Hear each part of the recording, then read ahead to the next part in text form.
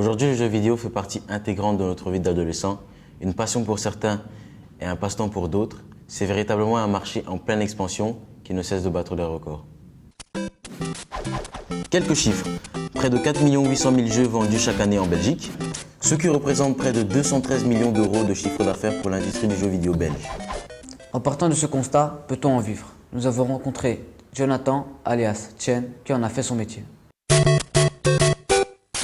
Je suis accro, j'avoue, j'adore ça, j'adore mon métier. Écoute, j'ai commencé les jeux vidéo à l'âge de 5-6 ans. J'étais ici tout d'abord comme client. Donc j'étais cuisinier, je suis même devenu chef de cuisine. Vers 23-24 ans, j'en ai eu un peu marre. Et puis t'entends qu'il y a un poste qui se libère et tu commences à connaître les gens. Heureusement, j'ai eu de la chance parce qu'il faut en tuer un pour rentrer dans ce milieu, qui ne cesse d'être en mouvement. Donc il faut toujours être à la page. On essaye de jouer un maximum, mais bon, jouer à tout, c'est pas possible parce qu'il faut quand même avoir une vie quand on rentre chez nous le soir, donc c'est pas possible. On a vraiment tous les types d'âge, qu'il faut savoir que les femmes jouent de plus en plus aux jeux vidéo, donc franchement c'est bien, on a une clientèle mixte, on n'est pas toujours devant le même type de client, donc ça change, ça varie nos journées aussi, c'est agréable.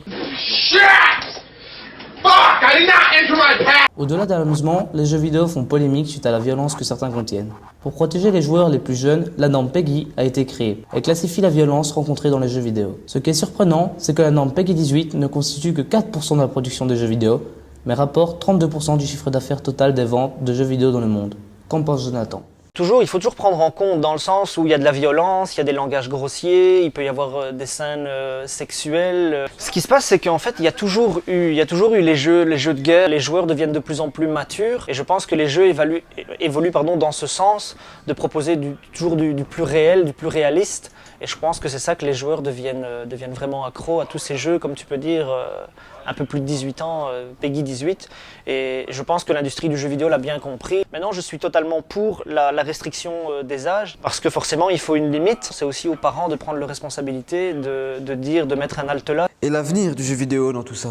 Ils vont commencer à aller vers les casques de réalité augmentée. On sera, nous, le héros principal. Un retour en arrière, je ne pense pas. Je ne pense pas que c'est prêt de s'arrêter. Te dire si les jeux vont continuer à toujours être aussi matures, ça, c'est l'industrie qui le décidera par rapport au succès de certains jeux. Le jeu vidéo a encore de beaux jours devant lui, mais qu'en sera-t-il de la violence? Le débat reste ouvert.